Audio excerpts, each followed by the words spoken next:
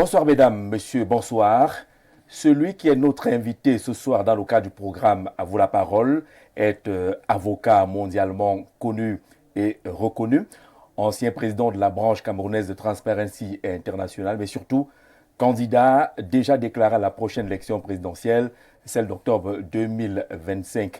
Il s'appelle Akere Mouna et il a la parole pour 90 minutes pour nous décliner sa vision, ses ambitions, mais surtout les raisons pour lesquelles il s'engage une fois de plus à la course au fauteuil présidentiel. Maître, bonsoir et bienvenue. Oui, bonsoir Jean-Jacques, plaisir de te retrouver. C'est un plaisir en tout cas partagé. Ah ouais. Vous êtes candidat à la prochaine élection présidentielle parmi les premières candidatures annoncées. Ce n'est pas précipité? Avant d'aborder cela, je pense qu'il faudrait que je mette en pensée vers la famille de Aboué Machoui, que j'ai connu très bien. Absolument. Qui était membre du conseil, n'est-ce pas, de Transparency International Cameroun, et aussi quelqu'un qui a entretenu de très bonnes relations avec ma famille, et un haut commis de l'État, un homme extraordinaire, qui connaît ce pays. Et son départ, je pense que fait mal. L'anecdote, je me rappelle, mon père revenait de l'audience avec le président Biya, et on avait le temps de faire un débriefing. Et je lui dis, mais il me dit, mais c'est pas vrai, le président était furieux. Je dis, pourquoi? Il me dit, parce que le secrétaire général avait taire son nom, est venu, il a oublié tout ce qu'il avait dit, et j'ai été obligé de lui poser la question à monsieur le président, mais vous avez changé tellement de SG, qui a été le meilleur? Il a hésité, il a dit Aboué Machoui. Ah oui, donc ça c'est la première fois que je le dis en public, mais je pense que... Et je suis tenté quand même de coller une petite question. Derrière ce décès, on a quand même observé que ce soit du RDPC ou de l'opposition, les témoignages sont plutôt, j'allais dire, à la faveur, ils sont tous positifs concernant Aboué Machoui. Oui, mais parce que c'est quelqu'un qui était objectif et qui était braqué vers les solutions. Braqué vers les solutions. Surtout dans un climat où il y a beaucoup de choses qui ne sont pas résolues. On est 17 janvier, on sait qu'il y a 2 ans, votre collègue Martinez Zogo est parti. 2 ans après, qu'est-ce qui se passe? Il y a les Bibou Nissak, les Alain Foguet, on n'en a que des saveurs, des histoires inachevées. Maintenant, on commence nous avec Alice Combe. Je pense que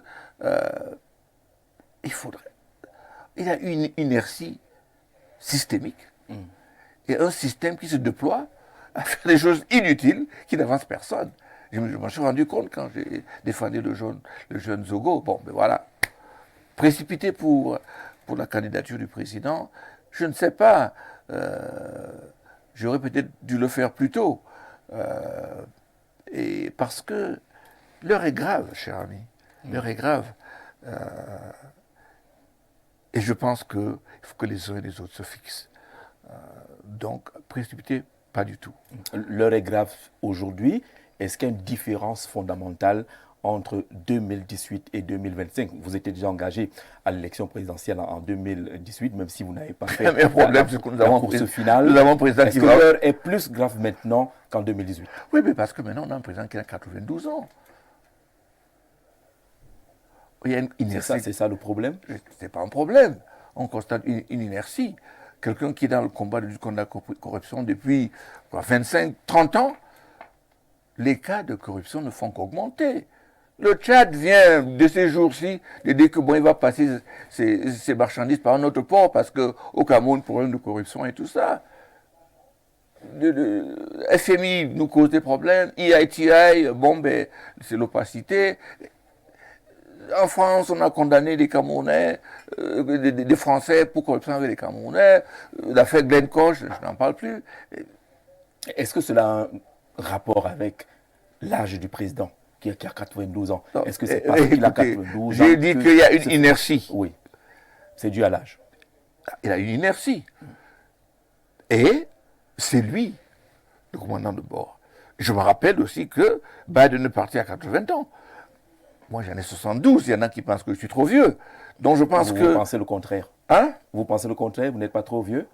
À 72, 73 ans maintenant? Je pense que l'âge n'a rien à y voir. Ce qui est important, c'est l'apport qu'on peut avoir. quelle expérience qu'on apporte. J'ai passé 25 ans de ma vie à travailler dans les autres pays pour régler les problèmes dont nous souffrons. Et chaque fois que j'ai pris la parole, que ce soit au Togo, ou bien à RDC, ou bien au Libéria, ou bien, et j'en passe, la première question qu'on me pose, c'est « Mais chez vous alors? Pourquoi vous ne faites pas ça ?» Donc, je pense que n'est-ce pas, que j'ai acquis des connaissances et une expérience qui pourrait aider mon pays. Et chaque fois que je vois ce qui se passe, ça me fait mal. J'ai une position quasiment, unique, parce que j'ai grandi dans une famille politique. J'ai vu mon père lutter pour la réunification. J'étais empoisonné à 10 ans pour les problèmes politiques.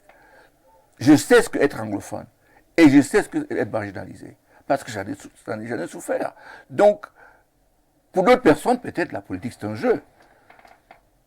Mais pour moi, c'est un vécu. 8 ans, je ne vois pas la tombe de mes parents. Je partais là-bas tous les ans. Le 22 janvier, ce sera le 23e anniversaire du décès de mon père.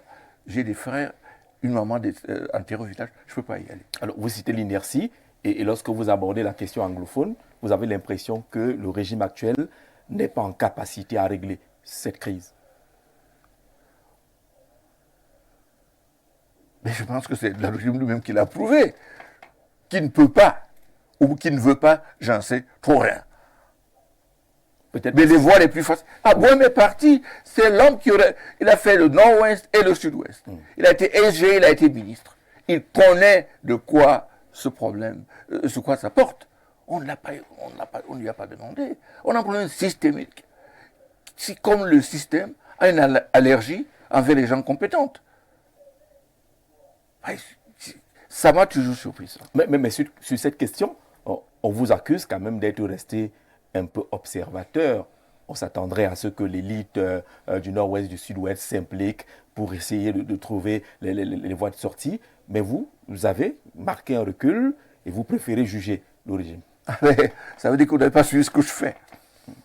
Dites-nous ce que vous faites. Oui, mais justement. En ce qui concerne le premier alarme écrit aux Nations Unies en 2017, c'est moi qui l'ai fait. Après avoir essayé par-ci, par-là pour résoudre le problème, on n'a pas pu. J'ai approché l'Africa Forum, qui est l'association des anciens chefs d'État africains. J'ai eu rendez-vous avec le président Thabo Mbeki, qui a été désigné par le président du groupe, de voir ce qu'il avait lieu de faire. Il est donc question d'avoir un forum au Kenya. Le président Uhuru avait donné son accord, où on inviterait 500 Camerounais de tous les bords pour s'asseoir et parler comment résoudre ce problème. Le président Thabo Mbeki avait son mandat, il a écrit, il a demandé, bon, on n'a pas répondu, et on planifiait cette réunion donc pour Nairobi, avec l'accord et avec le soutien de quelques pays étrangers. Mais quand on avançait vers la date pour convoquer les uns les autres, il y a eu Covid. Et ça qui a donc suspendu le processus. Donc vous voyez bien que je travaille dessus.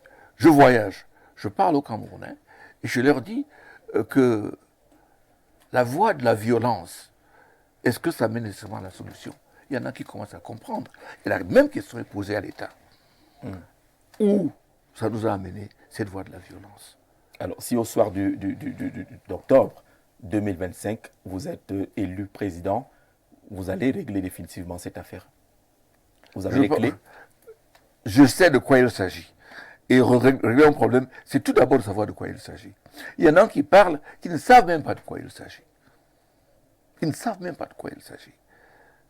Je sais de quoi il s'agit. J'ai vécu dedans. Je suis dans la promotion quand il y a eu la réunification. Je sais de quoi il s'agit. Donc, dites-vous bien, cher ami, l'Assemblée nationale n'a jamais convoqué qui que ce soit. Dites-nous, qu'est-ce qui se passe au Nord-Ouest? Quels sont les problèmes?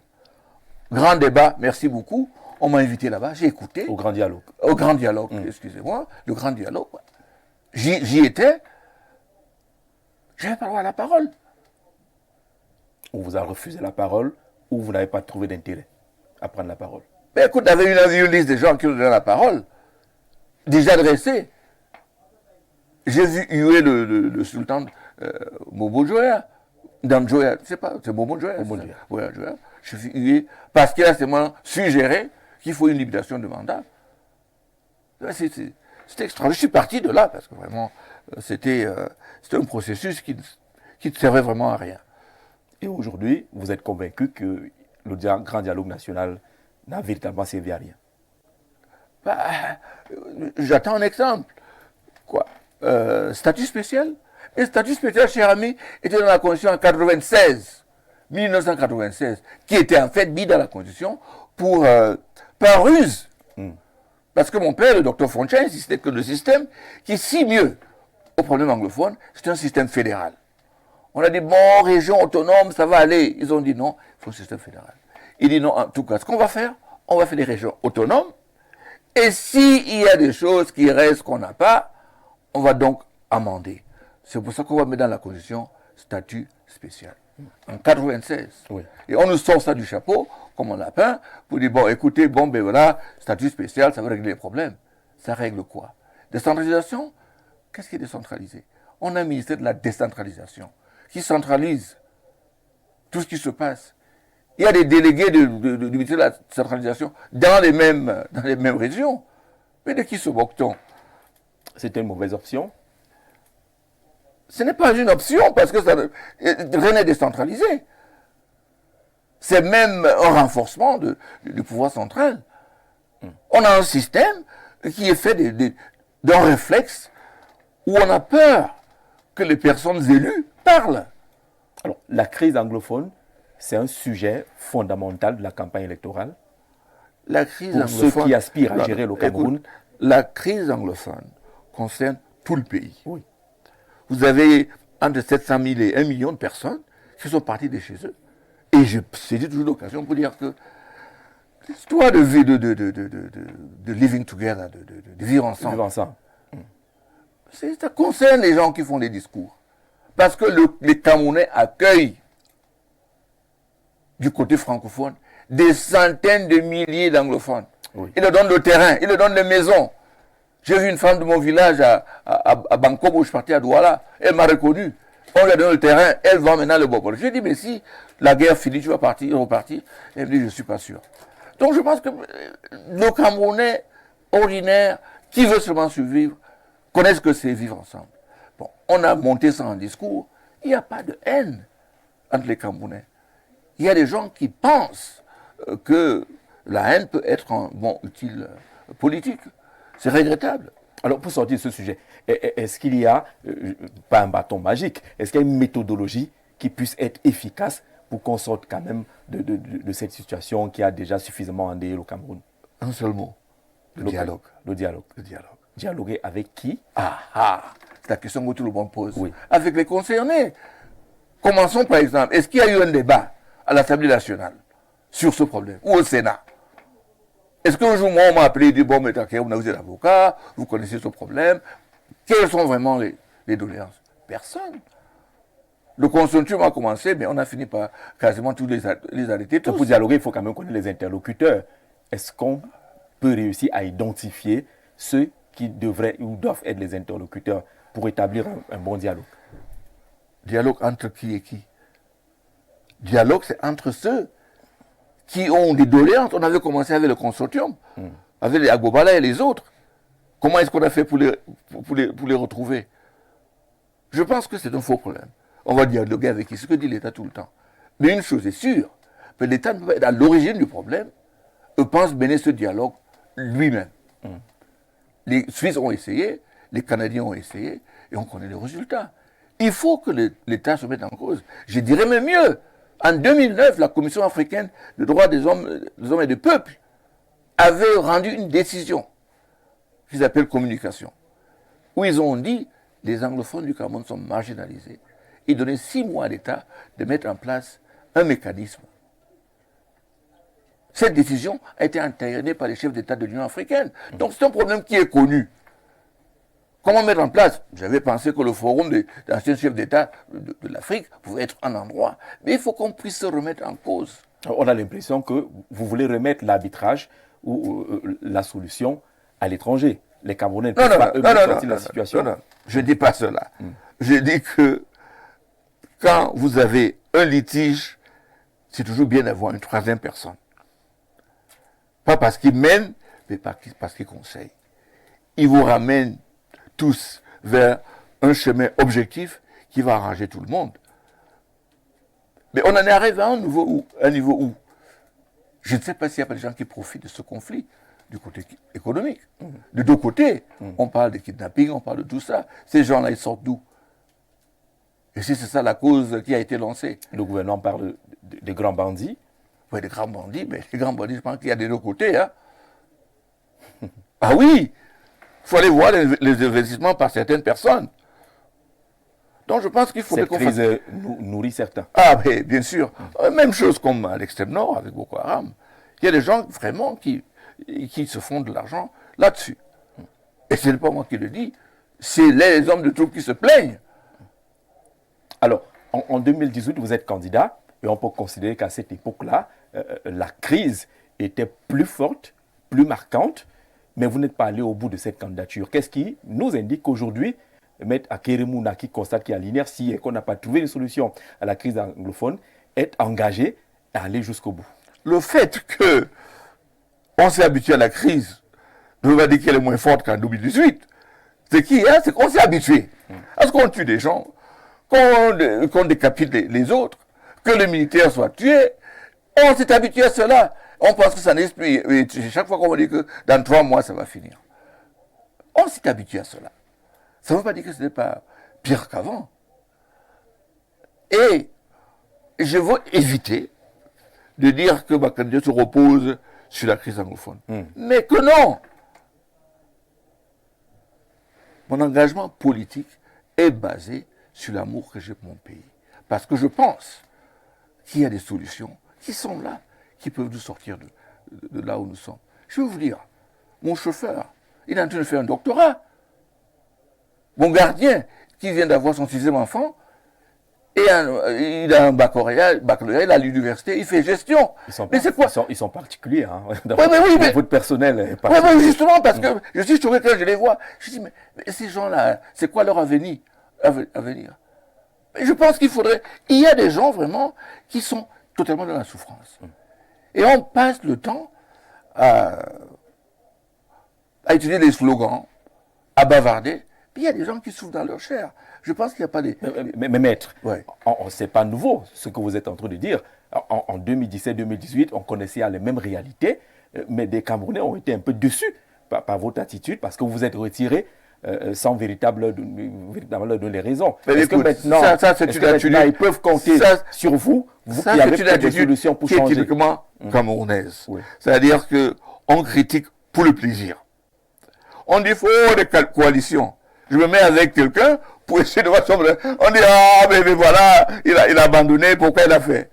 Maintenant, je suis en train de commencer, on dit, ah, il va faire la même chose. Moi, je pense que le chemin... Il faut les rassurer. Oui, il faut les rassurer. Cette fois-ci, j'y vais, parce que le professeur Koumvondo m'a dit, écoute, monsieur le bâtonnier, je pense que vous pouvez faire l'affaire. Et nous sommes prêts à vous investir. J'ai accepté. Et je suis prêt. Et je vais commencer à dire que, bon, ben écoute, parce que je pense que une coalition rassure les Camerounais. C'est ça la force de la coalition. Mais s'il n'y en a pas, c'est ça comme au Sénégal. Les Camerounais eux-mêmes vont frayer leur chemin. Ils vont nous balayer. Vous entrez dans la coalition comment? Vous n'avez pas de parti politique, on ne vous voit pas beaucoup sur le terrain, et vous êtes dans une coalition. Vous venez avec quoi dans la coalition? Quand vous dites qu'on ne voit pas beaucoup sur le terrain, ils ont des militants, ils ont des partis. Je ne sais pas sur quel terrain vous regardez. On veut vous voir porter peut-être les charges, entre guillemets, d'une formation politique et vivre les réalités de ces formations politiques. Je porte les charges d'une association de la société civile qui s'appelle NOW. On est partout et on est braqué sur la lutte contre la corruption. On a cela. Et je pense que ce qui nous a mis à mal dans ce pays, c'est les partis politiques. On en a presque 400 maintenant. Oui. Justement.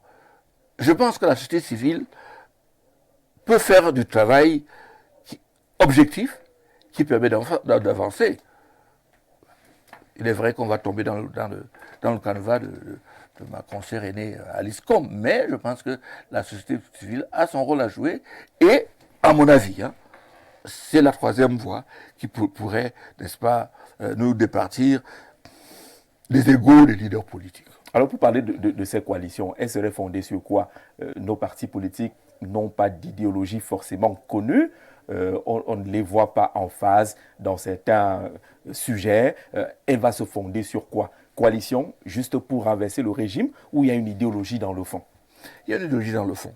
J'avais parlé dans mon message, j'ai parlé de 8 piliers. Mais la force de cette coalition pour la reconstruction du Cameroun, première chose, nous parlons de transition. Deuxième chose, mettre en place les conditions importantes, n'est-ce pas, pour résoudre le problème, la crise anglophone. Et troisième chose, revoir notre système en matière de gouvernance et de corruption. Il y a d'autres piliers qui concernent revoir les textes, les institutions, les infrastructures. Il y a plusieurs parties, le social. Et c'est ça qui nous a fédérés. Nous avons passé des mois et des mois ensemble pour sortir ce document. Ce que j'avais déjà fait en 2018, j'ai rassemblé des experts, on a sorti un document de presque 500 pages qui fait une évaluation 360 degrés du Cameroun. Ce document, on l'a. Donc on a fait un travail de fond. Vous avez raison de dire, bon, c'est à base d'idéologie, est-ce qu'il y aurait 400 idéologies au Cameroun? Je n'en sais rien. Et tous les jours, c'est tous les jours que les gens se déclarent candidats. Moi, ça m'amuse un peu parce qu'on a des textes qui disent comment on devient candidat. Oui. Alors, je m'attendrai à ce que, quand tu déclares qu'il dit que, bon, écoute, moi, je suis candidat, je m'engage à être candidat parce que je vais prendre 330 signatures de chaque région, ou je vais faire ça, ou je vais faire ça.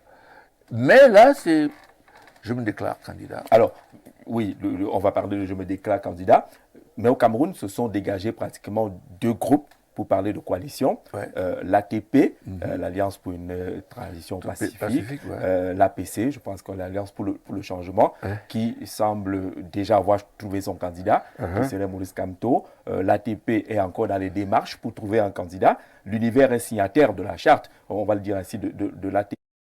Le grand groupe dit être actuellement en train de chercher un candidat, mais vous, vous êtes déjà déclaré. Est-ce que vous ne doublez pas un peu cette initiative qui aurait... L'initiative de qui? De l'ATP, puisque l'univers est membre de l'ATP. Je pense que vous posez votre question à la mauvaise personne. Je devrais la poser au professeur Nkouvona. Je pense que oui. Non, mais pour être tout clair, je pense que ce n'est pas la peine de tourner en rond. Ces coalitions-là n'ont pas un statut légal. Oui. Ce sont des gens qui se mettent ensemble pour prendre le même chemin. Il n'y a aucune contrainte. Je peux d'ailleurs faire partie de plusieurs coalitions si je veux, parce que je veux que nous avançons. Peut-être même les gens qui sont en plusieurs coalitions peuvent former un pont entre les différentes coalitions. Donc ce n'est pas ça le truc. Je suis en train de dire que quand le professeur Koumondo m'a approché pour être investi par l'UNIFER, j'ai dit oui, et là maintenant, je remplis les conditions, on prend un trait. Bon, ça ne veut pas dire qu'on ne va pas discuter avec les autres, c'est absolument nécessaire. C'est programmé que vous discutiez avec les autres? C'est ça que j'ai commencé. On parle pour savoir ce qu'il faut faire. Est-ce que ça ne fausse pas un peu le jeu? Vous ayez à déclarer, alors que le principe aurait voulu que vous discutiez d'abord. Non, mais écoute, je ne pense pas du tout. Fausser le jeu comment? Parce que il y a quelque chose qui fasse de sorte que les gens pensent que tout le Cameroun, c'est un parti politique. À l'opposé, il y en a 400. Je pense que chaque parti politique ou chaque groupe peut faire sa stratégie. J'ai vécu ça dans les années 92 avec Froundi et l'Union pour le changement. J'étais à l'époque membre du SDF. J'étais chargé de suivre les élections et les résultats. On a eu ça. Tout le monde est venu ensemble. La dernière minute, des bois, tout le monde sont venus tous ensemble. Je pense qu'il ne faut pas qu'on se braque là-dessus.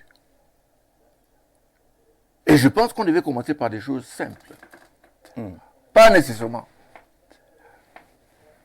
En octobre, il y aura 30 000 bureaux de vote. Environ 30 000. Parce qu'il y en avait avant 26 000 et quelques. 30 000. Jean-Jacques, si vous mettez 2 représentants pour gérer le bureau de vote, ça vous fait 60 000. Si vous donnez 10 000 francs chacun pour la journée, parce qu'ils sont 2, ils sont 10 000, 5 000 chacun, ça vous fait 60 000 personnes, ça vous fait 600 millions. quel parti politique peut gérer ça? On est d'accord qu'une Donc ça veut dire que, déjà, on pourrait s'asseoir pour dire, écoutez, il y a X nombre de bureaux de vote, comment est-ce qu'on va gérer ça? On peut déjà, à ce niveau, n'est-ce pas, fédérer nos forces pour voir comment il faut. Il y a plein de choses qu'on peut faire. Il y a plein de choses qu'on peut faire. Est-ce qu'on pourrait aller à une transition, à une coalition qui ne ferait pas de vous le candidat? Non, mais je pense que pour accepter d'aller à une réunion pour le choix d'un candidat, il faut déjà accepter le fait que ça risque de ne pas être vous. Mais là, c'est tard, vous êtes déjà engagé. Ah non, pas Vous êtes dans la position. Est-ce que j'ai déposé... Vous dites, venez derrière moi. Votre position Non, aujourd'hui. je n'ai jamais dit ça. J'ai dit que je suis candidat. Il peut y en avoir 50 autres. Il faut attendre le moment où je vais aller déposer ma candidature. Vous me direz que j'ai dévancé. On n'a même pas encore convoqué le corps électoral. C'est peut-être fin juin, début juillet. On est très loin de cela. Il n'y a pas de problème que, pour le moment, chacun montre de quoi il est capable.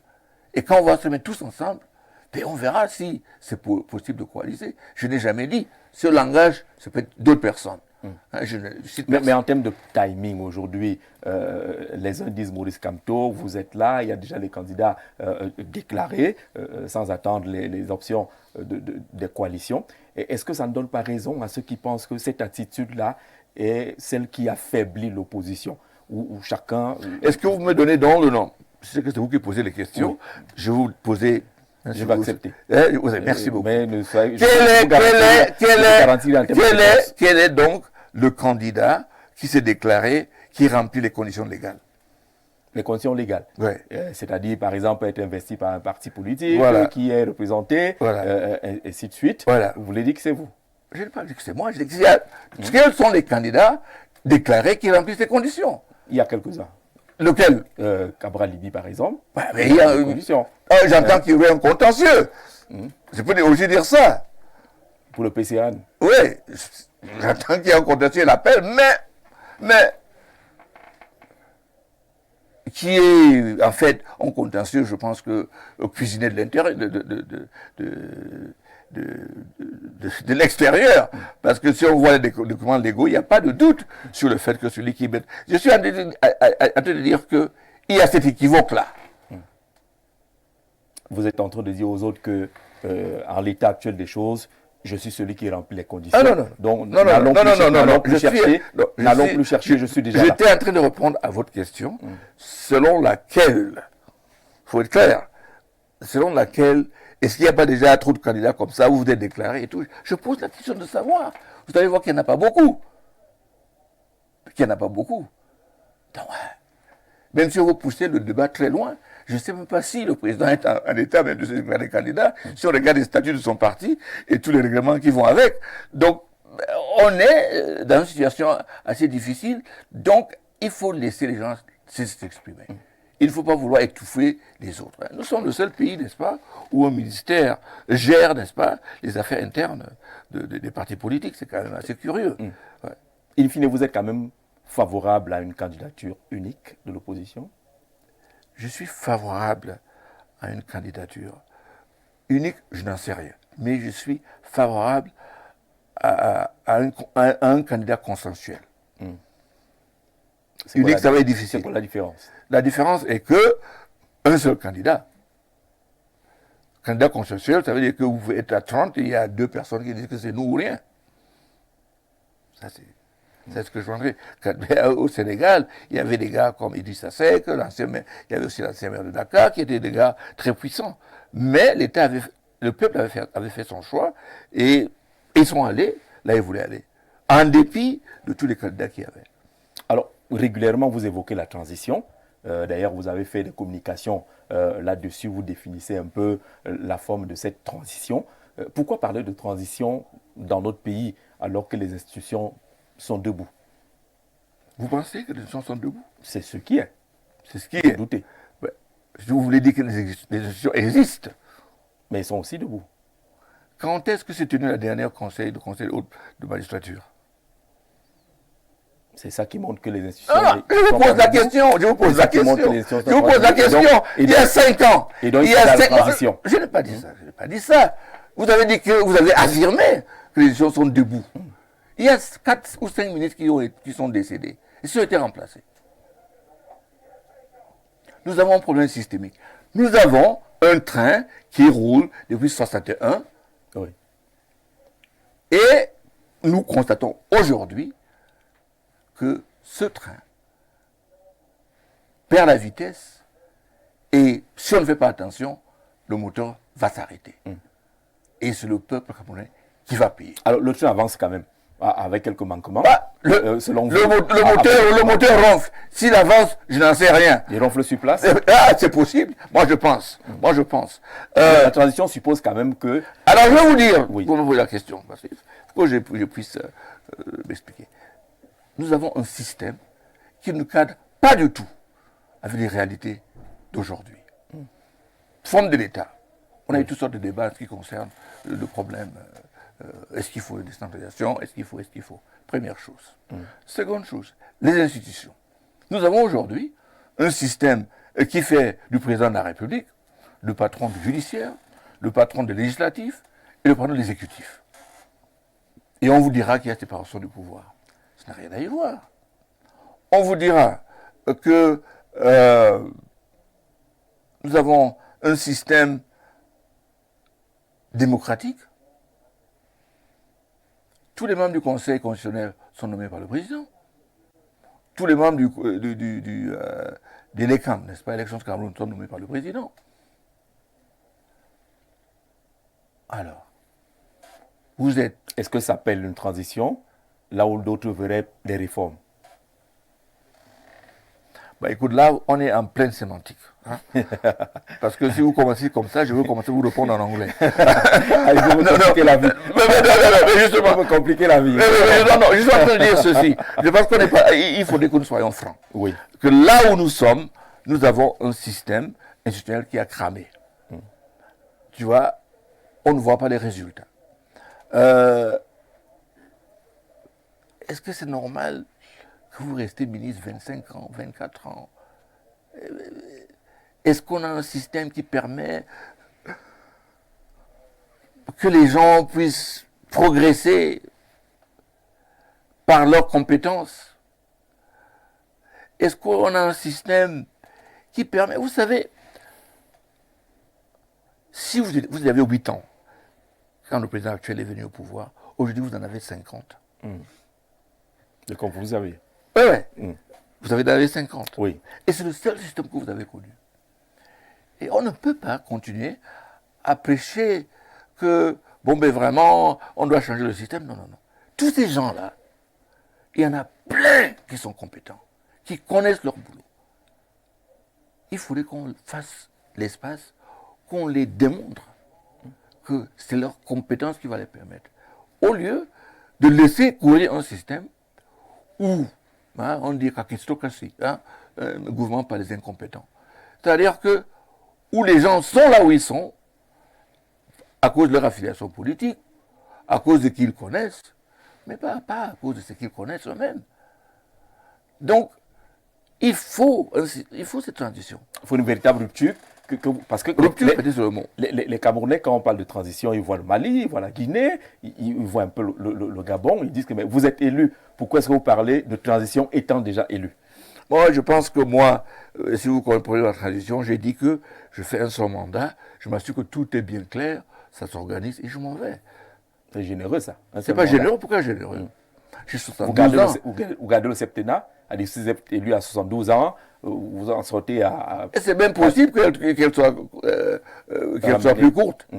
Mais je pense qu'il faut absolument...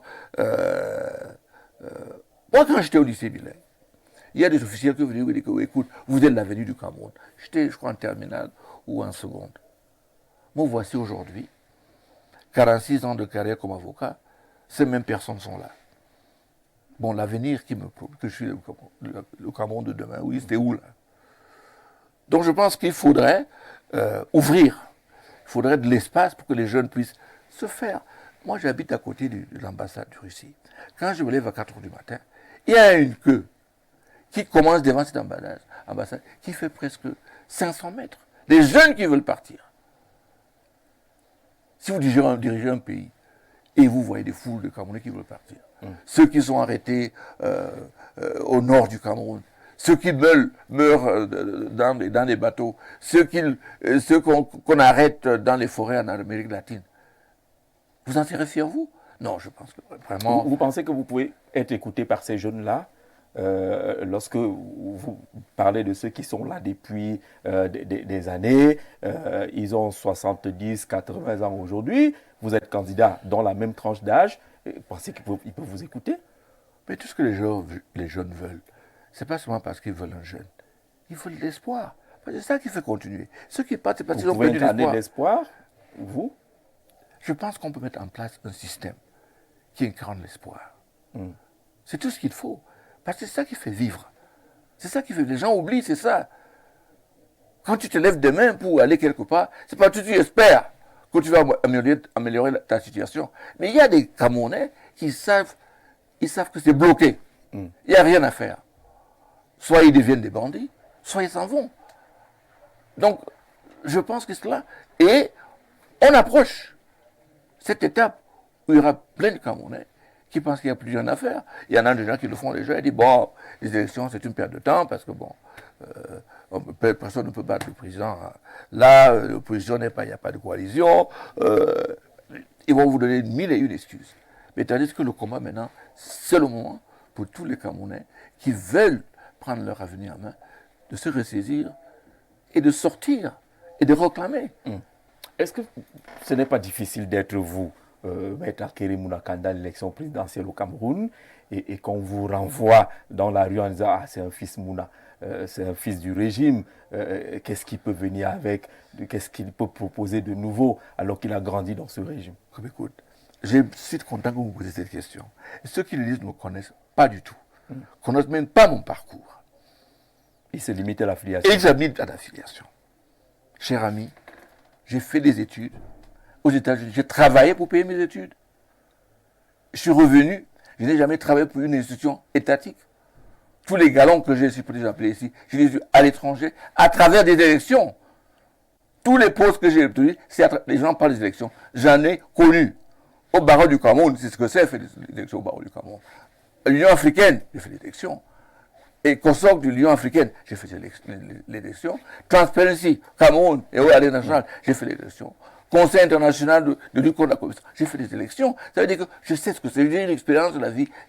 De mon propre fait. Vous n'êtes pas un fils à papa. Vous n'êtes pas un fils à papa. Fils à papa, bon, je suis un fils à papa. J'ai un père qui m'a appris, n'est-ce pas, les bases de survie. Quand je partais à l'internat, je passais par le bureau de mon père, son étude à la maison, et il ouvrait la valise. Je vais avoir quoi dedans? Les 2 tenues pour les cours, une tenue de sortie, mon pyjama, mon tennis, et voilà. Rien d'extravagant. Mon père était à l'époque vice-président de la République. Pour lui, c'était important que je ne pense pas que je suis différent des autres enfants. Je vais vous dire une histoire assez rigolo. Quand j'étais avec mon frère, j'en avais, je crois, 6 ou 7 ans, on nous a acheté des bottes pour la pluie. Mais c'était vers la fin de la saison, on ne pouvait pas les porter. Bon, on ne pouvait pas les porter pour aller à l'école parce que mon père dit que vous portez les chaussures comme les autres. Mais à 1h du matin, il a plu. J'ai réveillé mon frère, je dis, mais écoute, il pleut, portons les bottes pour au moins en profiter avant la fin de la saison. J'ai vécu comme ça ma propre fille maintenant qui a 42 ans, qui est aux États-Unis. À l'âge de 10 ans, à l'âge de 19 ans, conduisait un bus entre Manhattan et Bronx pour transporter les étudiants. C'est comme ça qu'on a été élevés. Donc, les gens qui disent, ah, fils à papa, je ne sais pas de quoi ils parlent.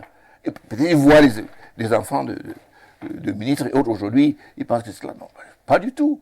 Je marchais pour aller à l'école. Bien que mon père avait dans le parking 18 voitures de l'État. Non, on ne doit pas vous mettre à la même enseigne que Frambia, par exemple. Ah, je ne sais pas. Je vous dis mon vécu et l'éducation que j'ai eue. Parce que lorsqu'on dit Frambia candidat, on dit non, vraiment fils du régime. À mettre Akérémouna candidat fils du régime, c'est différent selon vous. Je ne sais pas si c'est différent, mais il faut que vous êtes un Camerounais, hein. Il est citoyen, donc il a le droit de se présenter s'il veut. Mais vous m'avez posé la question, est-ce que je suis fils à papa? Dans le sens que vous avez pris, je pense que non. j'ai mon vécu, j'ai appris. Imaginez-vous donc que tout ce que j'ai appris, c'était ici au Cameroun. Qu'est-ce qu'on dirait? Mais tout ce que j'ai fait, c'était à l'étranger, apprécié par des personnes qui ne savent même pas où est le Cameroun, encore moins Kiemouna. Donc, moi, je viens d'ailleurs, dans ces histoires j'ai même souffert du fait que j'avais un père... je suis rentré de Londres, déjà avocat, en 78. Les textes disaient que, pour être avocat au Cameroun, une des conditions, c'est d'être inscrit à un barreau étranger. Moi, inscrit au barreau de l'Angleterre, je viens au Cameroun, on m'impose un stage d'avocat qui a duré 2 ans et quelques. Je me suis plaint chez mon père. Mon père m'a dit, mon fils, avocat stagiaire, tu plaides. Alors, ton problème, c'est quoi? C'est la vanité. Parce que tu veux pas qu'on t'appelle avocat stagiaire. Bon, ils peuvent te ralentir, mais ils ne peuvent pas t'arrêter. Donc, c'est l'éducation que j'ai eu. Mon père n'a jamais voulu. J'ai dit, mais c'est pas le gars, il est le deuxième personnage. Il prend son téléphone, il appelle à Ijo, c'est réglé en 2 minutes. Mais il n'a pas voulu faire ça. Donc, je viens d'un background totalement différent. D'accord. Où les positions des parents ne servaient pas à vous pousser. Bernard, mon frère Bernard et moi-même, n'avons jamais pris un dossier de l'État ou du côté de l'État pendant toute la carrière de mon père. Parce qu'il pensait qu'il y avait un conflit d'intérêts. Donc, le premier dossier que j'ai eu, c'est après la démission, la retraite de mon père. Alors, vous êtes en campagne électorale, Maître Akeremouna, votre caravane, et puis vous croisez la caravane de Amatou Toumouna, qui est en campagne pour le RDPC, pour son candidat. C'est pas évident. Hein. Pourquoi c'est pas évident? Ah, mais ma soeur unique d'ailleurs. Qui défend durement le régime, qui selon vous a échoué. Mais écoute, déjà, vous voyez, et c'est ça qui me désole. Les gens créent une atmosphère de haine à cause des appartenances politiques et croyances. Et ça, c'est triste. C'est triste. Herbert Ndeli, qui est mon ami, il est décédé aujourd'hui. On était tout le temps ensemble. Son père était pour le Nigeria. Moi, j'étais pour la réunification. Il n'y avait pas de truc. Donc, et mon père nous a levé comme ça. Mon père ne m'avait jamais demandé où est ta carte de l'UNC ou de l'RP. Jamais. Même quand il avait son parti à lui, s'il m'a jamais dit où est votre carte d'électeur. Il nous a laissé libres. Bernard était dans le SDF. Mon frère Wally était dans le RDPC. C'est comme ça qu'on a été élevés. Donc, pourquoi être braqué? Pourquoi être braqué parce que quelqu'un croit différemment de vous? Je pense que c'est ce qu'il faudra lutter contre. Oui. Et je redis encore qu'il ne faudrait pas que dans ces histoires de transition-là, on dit parce que vous avez été tel fonctionnaire du RDPC, donc ça veut dire que vous n'avez pas... Non. Il faut... Il y a des bons dans le RDPC. Si vous êtes au pouvoir aujourd'hui, vous êtes capable d'en prendre pour accompagner votre action. Il y a des compétents dans l'administration. Oui. Ils peuvent être de n'importe quel parti politique, ce n'est pas mon problème. Je ne vais pas regarder derrière. J'entends qu'on est en train de construire des avocats dans l'affaire Gencore. On ne m'a jamais contacté. Je trouve que je suis un mauvais. Pour la personne qui a fait pendant 4 ans, de ses propres moyens, une enquête pour dévoiler une affaire, on est en train de construire des avocats, je ne suis pas appelé. Peut-être parce que je suis mauvais. Qu'est-ce que j'en sais?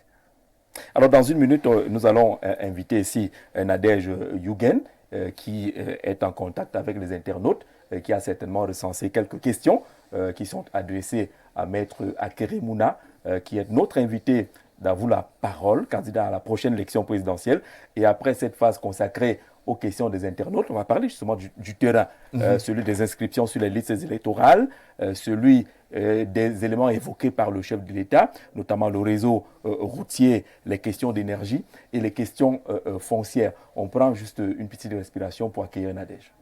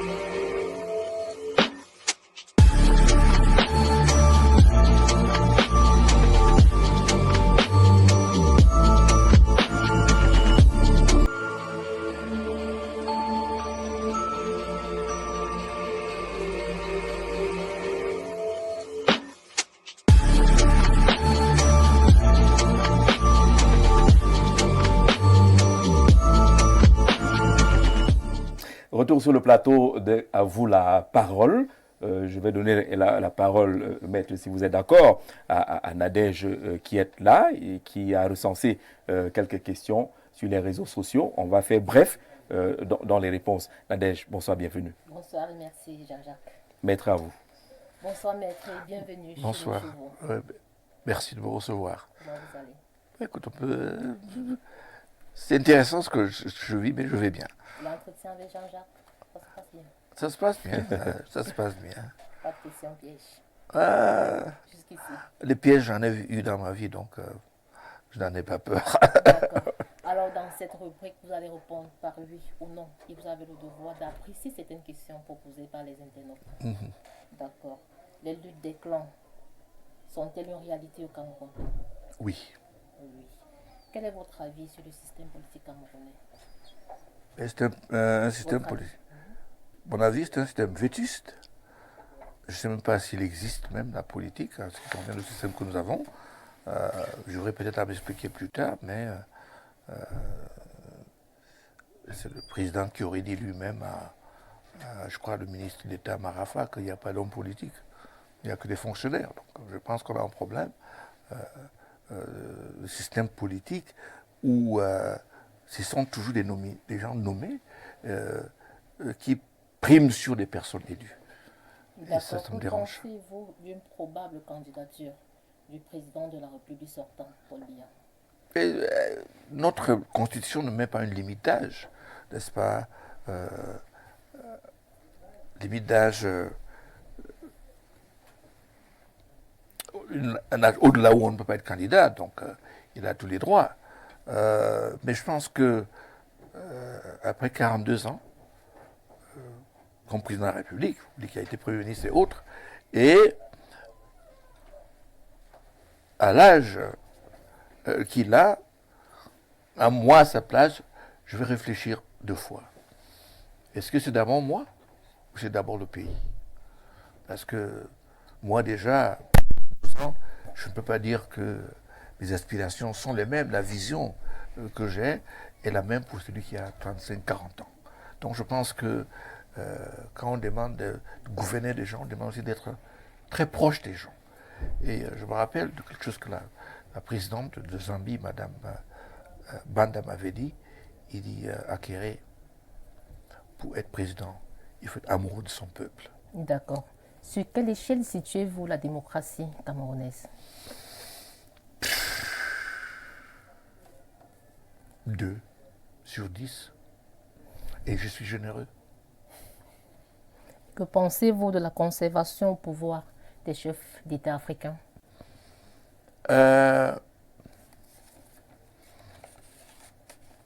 Vous savez, les autres pays n'ont pas de... Ils ont des coutumes qui limitent les mandats, comme les États-Unis là non. Cette limitation des mandats, c'est à cause de ça. C'est ça qui a engendré des coups d'État et autres. Je pense que les chefs d'État restent au pouvoir. La plupart du temps, c'est parce qu'ils ont peur de ce qui va leur arriver s'ils quittent le pouvoir. J'ai fait 2-3 ans à Kinshasa comme conseiller en gouvernance du président Tshisekedi. Mais j'ai vu cela, c'est un pays qui était en transition. J'ai vu ce que ça donne. La panique des actes qu'on a posés.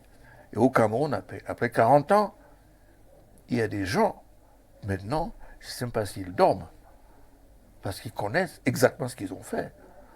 Je prends que la petite affaire de Glencore dont j'ai parlé. Ceux qui sont concernés parce qu'ils dorment. Je pense qu'il faut absolument que les gens apprennent à partir. Déclaration de biens, les évêques en ont parlé. Ça coûte quoi à qui? Des actes pour montrer que vraiment on est républicain, on veut se soumettre au jugement des citoyens, mais on n'a pas ça. Mais quelle lecture faites-vous sur la question anglophone? C'est un problème qui dure parce qu'on en fait une gestion politique. Je vais vous dire, en 72, quand Froundi se présente comme candidat à la présidence, il est anglophone, il est unilingue, il est dans la minorité, mais selon mes calculs, parce que j'étais chargé d'additionner des voix, je pense qu'il a gagné. En 72 donc, 92 donc, nous avions dépassé le problème d'anglophones et francophones. Parce que Froundé a été voté et par les anglophones et par les francophones. Mais malheureusement, et c'est ça là où le bas blesse, la gestion de cette période a fait penser aux anglophones que quand on est anglophone, on ne peut jamais devenir président. Ça a donné lieu à All Anglophone Conference. Du côté de l'État, on a paniqué que ce n'était pas vrai. Un libraire unilingue, un villageois de Bamenda, il pouvait le battre. Mais on est passé à serrer tous les verrous qui fait de sorte que notre code électoral est ce qu'il est, avantage celui qui est au pouvoir. Et si vous étiez président de la République, que changeriez-vous? Je serai à l'écoute du peuple. Il faut un système qui écoute le peuple. On a un système qui est sourd, qui fait ce qu'il veut, il n'écoute pas le peuple. Sinon, on n'aurait pas des incidents qui se répètent, à répétition. Donc il faut seulement être à l'écoute du peuple. Il faut être comptable, ou bien on dit redevable envers le peuple. Mais on a un système qui ne l'est pas. Qu'est-ce que vous pouvez faire, vous, si vous êtes menacé par un grand député de chez vous? Vous faites comment? Par un grand commissaire ou par un ministre qui vous fait détruire votre maison. Je suis avocat, j'en vois tous les jours les gens qui sont seulement écrasés par l'abus de pouvoir. Donc il faudrait qu'il y ait un État, il faut qu'il y ait un pays où les citoyens peuvent mettre les décisions du pays en question. Ce n'est pas pour rien que le Cameroun n'a pas signé la convention à la Cour africaine de droit, la Cour africaine des droits de l'homme à Arusha, qui permet aux États de dire, écoutez, moi, j'autorise les citoyens de mon pays à m'attraire en justice qu'ils ont quelque chose qui les dérange. Et dans votre plan d'action politique, quelle place occupent les jeunes? C'est moi que je suis pas ici avec toute mon équipe. Les jeunes doivent avoir le plus à dire, parce que l'avenir, c'est les leurs. C'est les leurs. Mais on est dans un pays où les gens parlent de... Je ne sais pas, on parle d'intelligence artificielle, vous voulez parler ça à quelqu'un de quel âge là les systèmes informatiques qu'on a maintenant, tout ça, ils ne sont pas dessus. Vous connaissez un TikToker de 80 ans du gouvernement? Écoutez. Vos frères vous soutiennent-ils dans votre combat politique? Mes frères, mais je n'en ai qu'un seul qui reste, Georges. Ça n'a jamais été ça dans notre famille, les gens évoluent différemment. Ma sœur est du RDPC, mais je cause avec mon frère Georges et on évite de parler des problèmes politiques. Mais la famille, les amis, les camarades de classe, j'ai un engouement de ceux qui me connaissent et ça me rassure beaucoup. Et quelle est la nature de vos rapports avec le professeur Maurice Kamto? Écoute, depuis les élections de 2018, on ne s'est pas encore été ensemble, mais je puis dire que ça devrait être cordial. Que pensez-vous du système judiciaire camerounais? Nous sommes à la fin. Écoutez, là, vous tapez dans ma maison. Là, je suis avocat depuis 46 ans. Le système judiciaire du Cameroun n'est pas un îlot. Hein. Ça souffre des mêmes maux que tous les systèmes, que ce soit médical, que ce soit l'enseignement, que ce soit l'université. Toutes les pressions politiques convergent sur la justice. Et bien, je pense que je connais des magistrats incroyablement consciencieux et compétents. Si on leur laisse à eux-mêmes la gestion de leur carrière, on vous dit, c'est le ministre de garde des Sceaux a dit qu'il y a 800 magistrats qui sont en attente, n'est-ce pas? À l'ENAM qui entre à l'ENAM, je ne sais pas.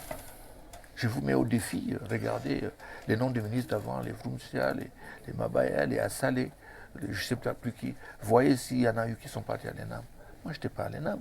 Parce qu'à l'époque d'Aïdjo, c'était impossible d'être fils de grand et entrer dans ces écoles-là. Mais vous sorti 2 ans après l'assassinat odieux du journaliste Martinez Zogo. La justice fait-elle du surplace? J'en ai parlé à l'entame de l'émission. Il y a eu, je crois déjà 15 renvois. Mais on s'habitue déjà au Cameroun, n'est-ce pas?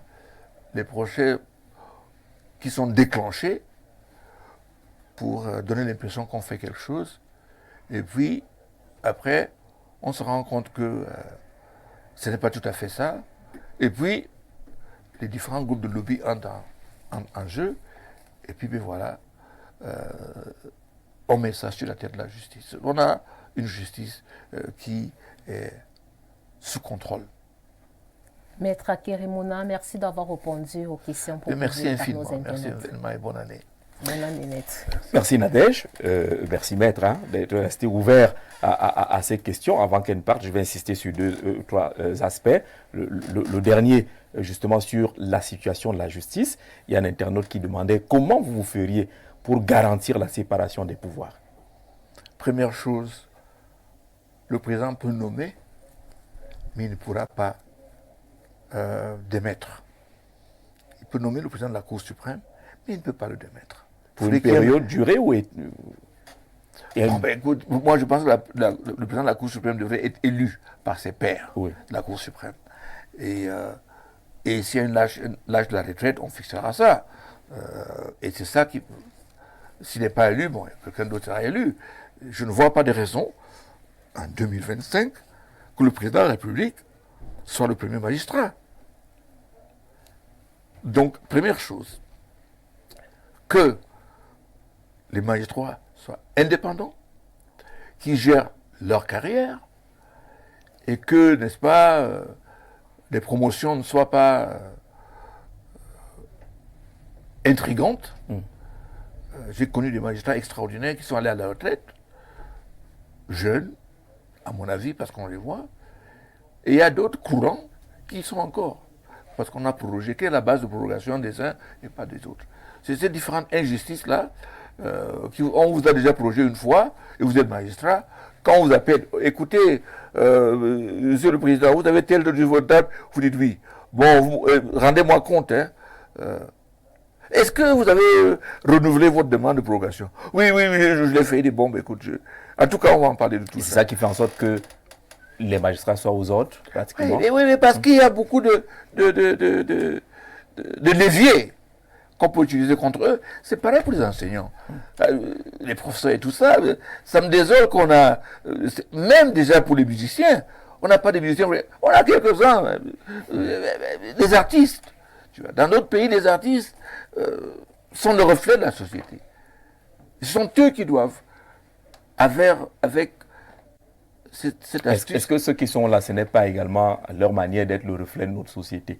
Exact, c'est ce que je suis en train de dire. Je suis en train de dire, quand il a parlé de la justice, il dit qu'il ne faut pas prendre cela en isolation. C'est un phénomène général. Comme ils disent, comment il dit, je veux voir mes enfants grandir, c'est ça. Est-ce que ce n'est pas le désœuvrement de l'organisation du secteur culturel, puisque vous avez ouvert la brèche, les artistes, les droits d'auteur, c'est pas ça, les salles de spectacle, il n'y en a pas, les maisons de distribution, pour ceux qui sont des musiciens, il n'y en a pas. Est-ce que ça entre dans vos propositions politiques? Eux, on est dans un État qui ne pousse pas les talents. Toutes les personnes qui ont progressé à des niveaux élevés dans leur talent, l'État n'y est pour rien. Alors, absolument rien. Les gars se sont battus. C'est les self-made men. Oui, justement, ils partent là, ils s'entraînent, ils deviennent pris de nationalité, et puis ils émergent. L'État est content. Oh, c'est un Camerounais qui a gagné par ça. Mais les gars, c'est pareil pour les artistes. Alors quand vous faites je prends l'exemple de quelqu'un que je connais très bien, Coco Ateba, qui est décédé. Ils ont toutes sortes de problèmes pour essayer de la faire revenir. Pourtant, une artiste incroyable, qui part de notre pays dans des conditions que tout le monde sait. Donc, qu'est-ce qu'il faut? Une politique de promotion, d'encadrement. Il faut une politique. On a un ministère des Arts et de la Culture. Ouais. Quand même. Est-ce que c'est ça qui est le problème? Hein? On a aussi un ministre du Tourisme. Pour dire que le tourisme, c'est zéro? C'est pour vous dire que moi, je préfère qu'il y ait une office de tourisme, qui est pas les hôteliers, les gens qui ont des rentes et tout ça, qui se mettent dans un office et décident ce qu'il va faire. Vous voyez? Est-ce qu'il ne faudrait pas qu'il y ait, du côté art et tout ça, des gens qui savent de quoi il s'agit, ce qu'il faut faire pour promouvoir, avec des responsabilités, pour faire marcher leur maison, me dirait qu'on en a pris et puis ça n'a pas marché. Mais je pense que ça n'a pas marché parce qu'on a un problème basique dans notre pays, de gouvernance et de corruption. Alors, c'est transversal. Et quand vous faites ce tableau, il est tout noir. J'ai lu les questions internautes tout à l'heure qui vous demandent est-ce que finalement la solution, ce n'est pas le départ de Paul Biya? Pourquoi vous ne le dites pas clairement? Le départ de Paul Biya, ce n'est pas les élections. Est-ce qu'on peut dire que je suis candidat et vouloir que Paul Biya reste? Je pense qu'il faut savoir ce qu'on recherche. Moi, je dis que à l'état actuel des choses, la personne mieux placée pour libérer ce pays, c'est le président lui-même qui dit écoutez, j'ai fait 42 ans, j'organise les élections conformément à ce qu'il faudrait, et celui qui gagne, je passe le bâton qu'on a évidemment au Ghana. J'ai dit ça au président de l'Union africaine, j'ai dit ça à la dame de francophonie, et je leur ai dit... Qu'il soit candidat, mais qu'il soit battu aux élections. Vous n'êtes pas de ceux qui disent que vraiment qu'il ne doit même pas, qu'il ne se présente même pas. Un peu comme certains évêques. Je pense que qu'il se présente ou non, ça le concerne. Mais je pense que s'il pense à ce pays, il reste en aller. Et ce n'est pas à moi de dire qu'il part ou non. Moi, à sa place, je partirai. D'ailleurs, je ne sais pas si un autre président pourra faire 42 ans. Aïdjo, qu'il a mis là-bas, n'en a pas fait 25. Donc je pense que... Et je ne sais pas ceux qui sont là en train de clamer, de chanter, que c'est la meilleure personne. Est-ce qu'ils aiment vraiment ce pays? Est-ce que ce n'est même pas ça la racine de fraude électorale? Quand vous avez les gens du régime qui vous disent que le président est là, c'est la personne qui doit y être. C'est un clin d'œil. C'est leur droit, non? De quoi? De dire qu'il est là et qu'il peut encore être là parce qu'ils le soutiennent, il a des motions de soutien à gauche et à droite. Mais sur les sorties, notamment celle de Monseigneur Cléda, qui pense que appeler à la candidature du président Paul Biya est irréaliste, comment est-ce que vous avez réagi? Je pense qu'il a été même doux. Non. Il aurait pu dire pire. Ben écoute, je ne vais pas aller vers l'évêque de Yagua. Qui a convoqué le diable. Justement. Ah oui, justement. Mais je pense que la situation est aussi grave que ça. Oui, il y a un sursaut patriotique. Je vous dis, il y a un sursaut patriotique. Et ce sursaut, c'est de permettre... D'ailleurs, quand vous êtes leader, et le fait que vous soyez leader prête à controverse, vous partez. C'est ce que Trudeau vient de faire. Controverse. C'est ce que le Premier ministre de l'Angleterre... Visiblement, ce n'est pas la position du président Biya, qui dit que sa détermination à vous servir reste encore intacte. Donc, vous savez, si vous voulez parler du président Paul Biya, il y a quelque chose qui m'a choqué. Quand on lui avait demandé, c'était le journaliste français, lui a demandé, est-ce que vous serez candidat? Il a dit, attendez... Le moment venu, il se prononcera. Vous serez si je vais au village ou si je reste. Bon, il y a la place d'élection dans tout ça.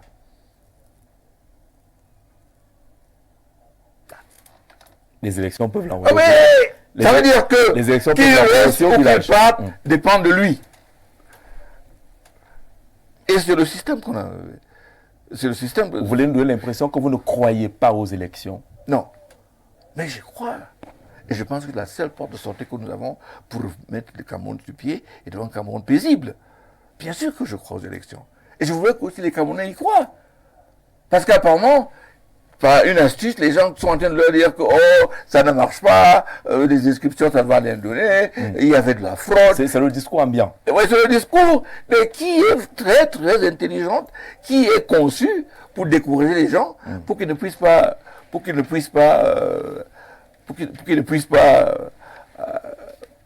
se déployer pour les élections. Mais comment ils vont faire? Depuis 1992, les chiffres n'ont presque pas évolué. Sur les inscriptions, on tourne toujours autour de 7 millions. Mais on ne vous voit pas sur ce terrain-là pour appeler, mobiliser, orienter. Moi, je le fais. Comme disait mon père, le fait que vous n'entendez pas la radio ne veut pas dire que la station ne joue pas. Alors, c'est bien malin. C'est bien malin. Non, mais écoute. Puisque votre voix n'est pas entendue sur ce terrain-là. Quel terrain? En Guinée-Mendouka, les Ce inscriptions... n'est pas vrai, ce n'est pas vrai, ce n'est pas vrai. La semaine prochaine, vous allez encore voir. J'ai fait tous les départements du pays. Je voyage, vous connaissez ce qu'il y a maintenant pour avoir les autorisations pour vous déclarer votre meeting, ça donne ce que ça donne. Mais je suis intensement au travail. Je pense que vous aurez l'occasion de le constater. Mais je fais un travail vraiment de fond, avec des relais extraordinaires.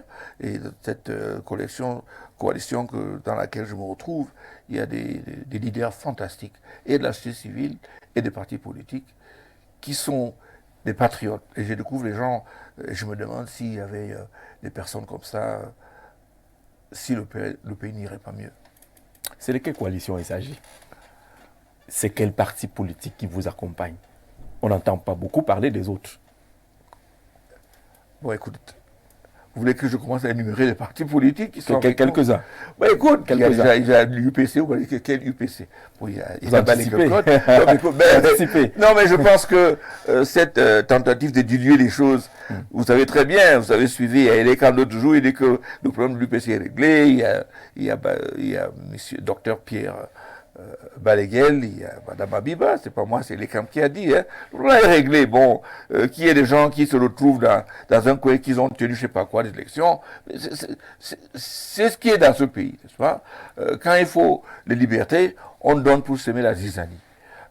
Quand on veut les libertés, pour faire ce qui est légal, c'est là que les légalistes sont pénalisés. Donc, l'UPC, il y a le pape de ce parti du People's Action Party. Il y a People's Action Party, il y a le parti du président Ngaput, n'est-ce pas? Il y a le parti du professeur qui est en France,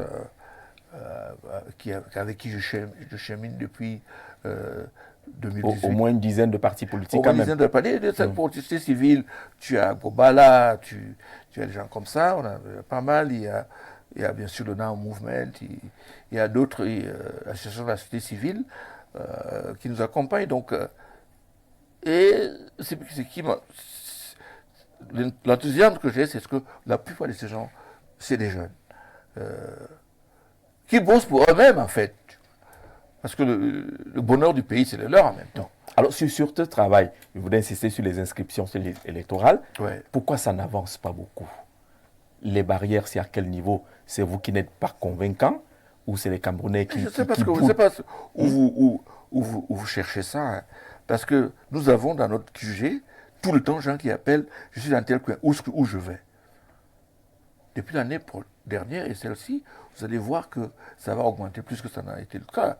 Ça avait augmenté jusqu'à un point où un ministre a dit, bon, vous n'êtes pas obligé de vous inscrire, hein. Il n'y a pas une obligation, c'est un droit civique. Bon, écoute, je pense qu'il y a des gens qui paniquent là-dessus. Mais le problème vraiment, c'est de s'inscrire, mais d'aller voter. Si vous voyez le nombre d'abstentions qu'on a eu dans les dernières, c'est presque 50%. Absolument. Ouais, donc je pense qu'il y a là-dessus à juger. Je pense que les Camerounais, comme tous les autres Africains, nous faisons tout à la dernière minute. Les Camerounais que j'ai rencontrés, partout où je suis allé, sont conscients que l'heure est grave, il faut prendre une décision. Est-ce que vous avez réussi à les convaincre? Parce qu'ils pensent toujours que ça ne sert à rien, les dés sont pipés, les jeux sont faits. Mais ce langage-là, c'est un langage qui ressort de la promotion du gouvernement. Hein. C'est-à-dire qu'il faut qu'on sache comment. Fais quoi, nous allons gagner. C'est faux. Ouais. Donc justement, ils le font, mais je pense que les Camerounais ont pris conscience. Et un éveil qui se trouve dans les provinces, pas les provinces, les régions de Septentrion, c'est vraiment extraordinaire. Il faut entendre ces personnes parler. Et les jeunes de là, il faut les écouter. C'est extraordinaire. Et cette histoire, bon, ben, c'est un régime du Sud ou tout ça. C'est dépassé ça. Les gens qui le voient, venant de différentes régions, beaucoup, je dois dire, du centre et du Sud, c'est phénoménal. Alors, les points sur lesquels les Camerounais font débat après le discours du chef de l'État, c'est l'état de nos routes, où on a semblé écouter le chef de l'État dire qu'il y a beaucoup de moyens qui sont investis, mais le résultat semble ne pas suivre. Sur les routes, votre programme, c'est quoi? Votre vision, c'est quoi? Pourquoi est-ce que le Cameroun n'a pas les routes qu'il mérite? Pourquoi est-ce que le Cameroun, entre les deux grandes villes, capitales politiques, capitale économique. On est en 2025. Combien d'années après l'indépendance? On n'a pas une autoroute qui relie ces deux villes. Douala, Yaoundé. 2014 qu'on a démarré. Pourquoi? Qu'est-ce qui ne va pas? On n'a jamais fait d'audit. Pourquoi est-ce qu'on n'a pas construit? Pourquoi il faut toujours prolonger? Pourquoi? Qu'est-ce qu'on a fait avec l'argent qu'on a pris? Le péage, je ne sais pas combien on encaisse. On s'est pressé pour construire ces péages là partout et puis après, le contrat avec les partenaires a été rompu. Ce n'est pas mis en marche. C'est-à-dire qu'il y a un problème énorme de gouvernance. Donc ça veut dire que c'est ça qu'il faut régler. Cette structure ne règle pas ça. On va investir tout ce qu'on veut. Mais l'Est, qu'est-ce qu'il y a à l'Est comme mine? Vous créez une société nationale de mines, vous mettez la capitale à Yaoundé. La Sonamine. La Sonamine. C'est-à-dire qu'il y a des actes qui sont posés, et je me demande, est-ce que ces gens-là sont en phase avec ce qui se passe? Donc, dans ma tête, l'infrastructure, c'est capital. Parce que c'est ça vraiment le nerf. Qu'est-ce qu'il faut fondamentalement changer? Sur le domaine des routes, on accuse le système des marchés publics. Le Cameroun est parti du programme national de gouvernance à l'agence de régulation des marchés publics. Il y a tout un ministère délégué à la présidence qui a été créé, mais on ne réussit pas à gérer le secteur des marchés publics. Les Coréens ont installé un système de marché électronique. Je sais parce que mon cabinet est voisin avec le ministère. J'ai laissé ma salle de conférence pour qu'on les forme. En passant, ils n'ont pas encore payé la fondation pour ça, mais ça c'est une autre histoire. Le message est passé. Mais le message est passé. Mais c'est pour vous dire. C'est pour vous dire que combien de marchés électroniques est-ce qu'on passe dans notre pays? Et même dans le classement de Transparency, si vous mettez en place un système de marché électronique, vous grimpez rapidement dans la transparence. Mais il faut qu'on manipule. Combien de marchés gré à gré est-ce qu'on passe? Moi, j'ai passé 5 ans à la Banque africaine de développement comme président, comme commissaire aux sanctions, qui vérifie, n'est-ce pas, les accusations dans les marchés de la BAD. Et je sais ce que c'est. Et c'est là que je puisse mettre ma force. Et je sais ce qu'il faut faire. Et quand je vois que les gens se trompent, personne ne demande. On a un système de marché électronique. C'est bien pour l'environnement, parce que toutes ces tonnes de papier là, on ne va plus les faire. C'est bien pour les archives, parce que vous n'allez pas avoir un bureau dans un ministère avec 40 dossiers par personne qui sont stockés. Et tout indique que c'est mieux de faire différemment. Mais on ne le fait pas. Pourquoi? C'est un problème de gouvernance. La corruption dans ce pays est ancrée au point où, si on ne gère pas ça, on va seulement penser les plaies et puis on va se retrouver au même endroit. Donc, entre votre discours et les résultats, si on prend le cas de la dernière présidentielle, l'opposition a venu avec le même discours, ça ne marche pas, ça ne va pas, ils doivent partir. À la fin, le président Biya gagne quand même avec plus de 70%. Mais écoute, c'est sa cour constitutionnelle, c'est sa commission d'élection, c'est ses préfets. Tous ces gens, il les a nommés. Vous pensez que ce n'est pas les votants? C'est les gens qui ont voté quand même. Le Conseil constitutionnel n'était pas en train de voter. Ça, c'est notre débat. Ça, c'est vraiment un autre débat. Je suis en train de dire que nous n'avons pas de système démocratique, ni un système d'élection libre. Nous avons un système où, n'est-ce pas, c'est une des équipes qui organise le match. Ça, il faut nous soyons d'accord. Et en même temps qu'on est en train d'organiser le match, il y a des gens qui disent que c'est lui le meilleur candidat. Et ce n'est pas un message à ceux qui doivent participer à l'organisation. Je pense que ce débat-là, on peut le faire du matin jusqu'au soir. Une chose est sûre, que le système que nous avons aujourd'hui ne répond pas aux aspirations des Camerounais. Si on veut être objectif. Comment le bousculer donc? Comment le bousculer? Il n'y a que les Camerounais qui peuvent le faire, en prenant conscience. Mais les gens pensent que c'est la rigolade de Jean-Jacques. J'ai passé 4 ans pour enquêter sur la corruption dans Glencore.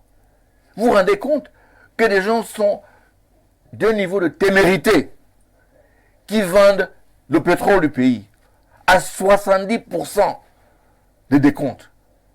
Et aucune enquête. Et cela dit, oh, il n'y a rien. Puis elle dit, oh oui, on a déposé plainte. Et puis, plus rien. Mais quand même, 30% des décomptes, 400 000 barils de pétrole, vendus, je crois, en avril 2020. Des documents tronqués.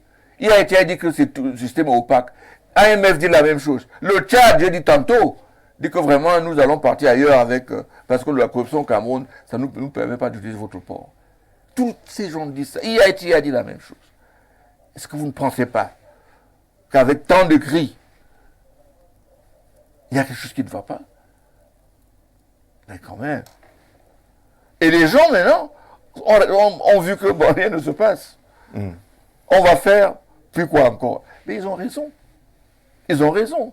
Dernièrement, Bourbon, qui a été condamné à Marseille, en France. On a condamné des employés de Bourbon pour avoir corrompu les Camerounais. Et ils ont été condamnés. Mais qui sont ces Camerounais qui sont corrompus? On est maintenant comme un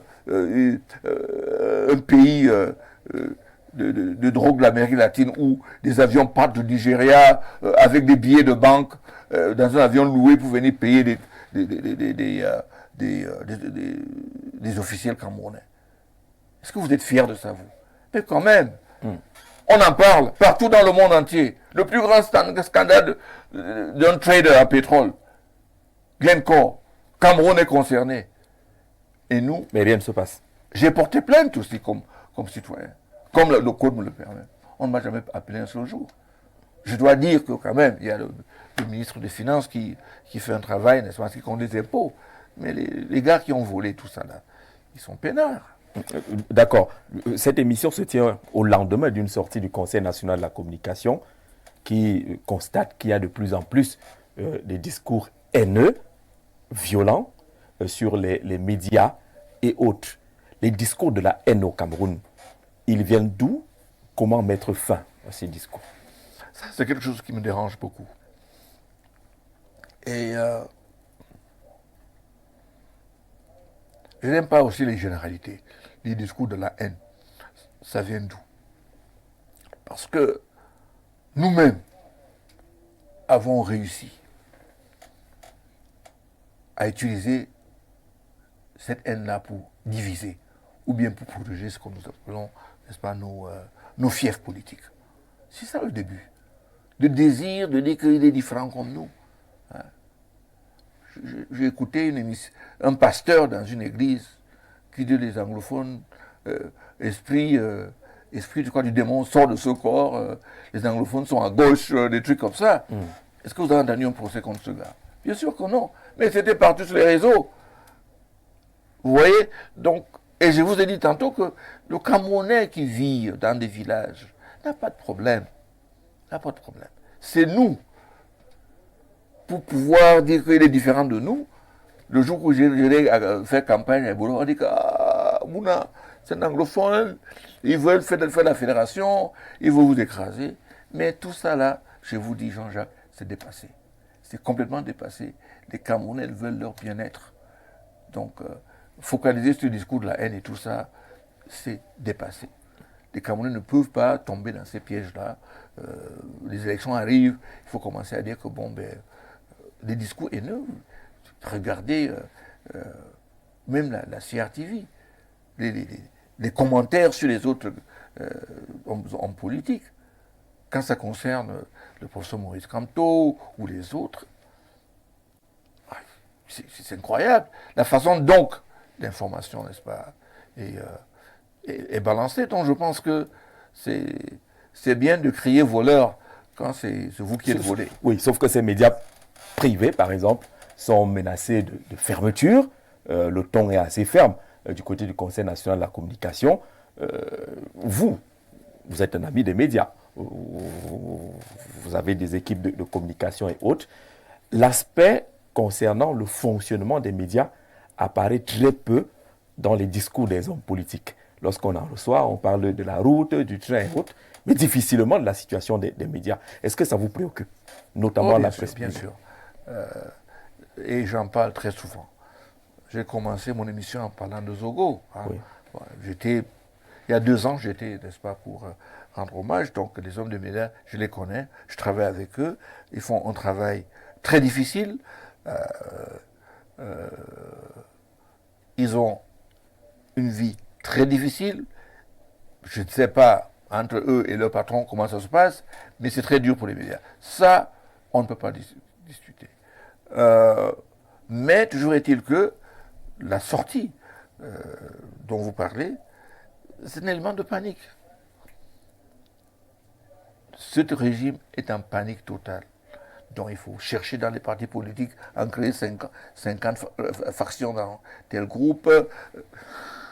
Et moi, ça me rassure que le travail que nous faisons sur le terrain marche. Ils sont en pleine panique. Et ça va s'aggraver. Les sorties du CNC montrent que le régime est en panique. Ils sont en panique. Et ils veulent montrer qu'ils sont en train ils sont en train de protéger, n'est-ce pas, le régime. C'est ce que je pense, parce que ce n'est pas là notre préoccupation, mon frère.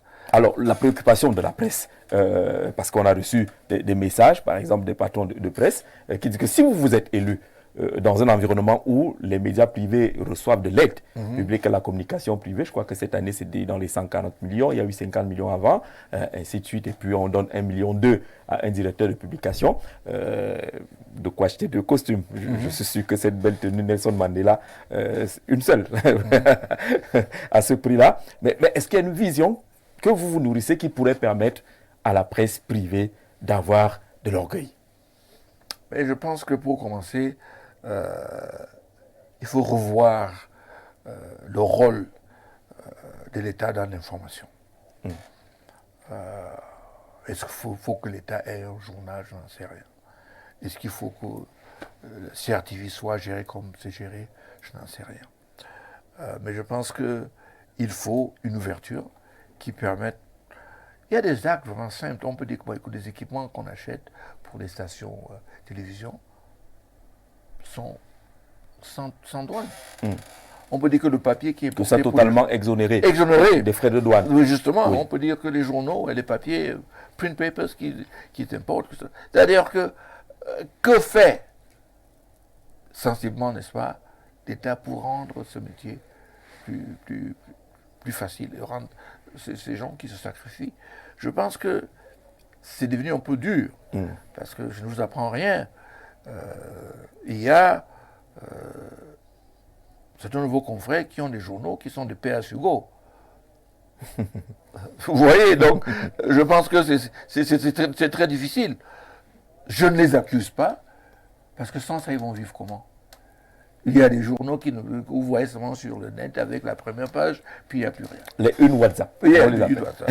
Voilà. Donc, je pense que c'est en fait les désordres que nous vivons dans le pays qui attrapent et qui fassent de sorte que les journalistes soient aussi fragilisés comme les artistes dont on a parlé tout à l'heure. Donc, vraiment, il faudrait que ce soit structuré. Les gens sont même enceintes. Il faudrait que quand le président voyage, vous demandez aux journalistes de se mettre en groupe ou en syndicat, que les gens puissent donc l'accompagner pour rendre compte au cabinet de ce qui se passe. Il faut que le président puisse communiquer directement avec la presse privée. C'est ça qui gagne leur importance. D'accord. Quand je suis président de la République, je fais une conférence de presse, je te tape derrière les gens, genre comment ça va. Ça renvoie un message. Je pense qu'il faut gérer le secteur de façon à le faire, à valoriser le secteur. D'accord. L'un des aspects du dernier discours du chef de l'État, on va aller rapidement, on n'a plus beaucoup de temps, c'est la question foncière. Le chef de l'État indique que de ce côté-là, des sanctions doivent être infligées à certains qui gèrent les terrains, la terre, le foncier, comme ils veulent. Vous savez, on va parler du foncier sans parler du discours du chef de l'État. Parce qu'il en a promis... du discours. Oui, justement. Parce que on a entendu les corrompus qui devaient rendre gorge. On a entendu les policiers qu'on a accusés. On a entendu les magistrats qu'on a accusés. Maintenant, le foncier, c'est dans le même registre. C'est une affaire simple de trafic d'influence. Il y a des administrateurs civils, des préfets et autres, et des gens, des hommes puissants, qui prennent les terrains des autres. Aussi simple que ça. En utilisant le trafic d'influence. Comme avocat, j'en ai plein de cas aussi. C'est clair. J'ai une famille à Créby qui avait été complètement dépossédée de toute leur terre. Donc c'est cela. Est-ce que, parce qu'on n'a pas un gendarme devant avec une 4x4, on n'a pas le droit d'être Camerounais? Non, je ne pense pas. Il faudrait une... Je vais vous raconter une histoire que le président Kagame m'a racontée. Il faisait les town halls, il faisait les tours. Il part dans une région et il pose des questions et il demande aux citoyens, il dit quoi? Il dit, bon, il y a un tel ministre qui a pris mon terrain, quand je vais lui demander, il me menace et tout. Il regarde le ministre, que vous réglez ça avant. Quand le président part, il appelle le gars et dit que bon, le président est parti. Maintenant, c'est toi et moi qui restons, tu vas voir ce que tu vas voir. Seulement que 2 ans après, le président est revenu dans cette même région. Il a dit avant que je ne commence, il y avait un gars ici qui a un problème de terrain. Est-ce qu'il est dans la salle? Il dit, c'est moi. Il dit, qu'est-ce qui s'est passé? Il dit, voilà, même chose, le gars. Sur le champ, le ministre a été non seulement démis de ses fonctions, mais arrêté. Et arrêté. Donc, des personnes qui usent de leurs fonctions pour faire ce genre d'actes-là doivent être sanctionnées et publiquement sanctionnées. Pour que les autres... Publiquement. Ouais. On dit, celui-ci est sanctionné parce que. En attendant qu'il y ait d'autres sanctions disciplinaires. Il y a une autre chose qui concerne le foncier des grandes villes. Je prendrai donc... qui ont une pression démographique. Ouais, je prendrai Bafoussam, je prendrai Douala, je prendrai Yaoundé, je prendrai même Bamenda. Ce sont des villes qui ont une pression de par le fait de l'exode rural, c'est ça? Parce que les gens viennent. Et j'avais dit en secteur général, j'ai dit, c'est bien d'aller mettre autochtones et halogènes dans la Constitution. Mais ce qu'il faut faire dans les grandes villes, vous trouvez encore des grandes familles qui sont encore dans les collectivités. Vous prenez ce terrain, vous financez la construction de ce terrain. Et 50% des revenus va partir pour maintenir la famille et 50% pour rembourser l'investissement. Quand on a tout payé, ça revient à la famille. Ça permet à un gars de Toudi ou de Yaoundé de savoir qu'il va envoyer son enfant en France quand il revient, il ne va pas partir en location. Il faut qu'est-ce qu'on fait pour les protéger? C'est pas seulement clamer, dire qu'on a pris votre terrain. Non, il faut que l'État s'engage, comme les gens de Créby, à faire un investissement où eux-mêmes sont concernés, où on peut les protéger. Pareil pour Douala, pareil pour Bamenda, qui a une pression des gens qui viennent de Bouddha et autres. Donc je pense que, je ne sais pas, peut-être vous allez m'aider, je me dis, de voir, mesdames, si je cherche 2 ou 3 actes posés par l'État, quand c'est posé, vous dites, ah, vraiment l'acte là, c'est dans l'intérêt du peuple. C'est pour aider le peuple. C'est pour aider l'homme, le common man, comme on dit en anglais. Je n'en trouve pas. Vous n'en trouvez pas? Je n'en trouve pas. Ce n'est pas très dur. Ben, Il y a au moins la liberté d'expression. Vous exprimez quand vous voulez. Comment ça profite au gars qui est chez moi en Genbo, dans mon village? Que vous parliez? Oui, que vous parliez. Vous lui dites au moins ce qu'il doit faire. En Genbo, et ça, c'est ce qui lui donne à manger, celui qui donne la santé, celui qui, lui, parce qu'il peut parler. Moi, je vous dis, il y a des gens qui sont prêts à vivre sur un régime complètement autoritaire s'ils ont l'école, la santé et la justice. Et le reste, je n'ai rien à faire. L'école, il n'y en a pas? Est-ce qu'il y a l'école? Et je vais vous dire même, je dis toujours à tout le monde, la vie d'un État, c'est quasiment biblique. Il y a 3 choses qui sont importantes. On trouve chez les chrétiens, chez les musulmans.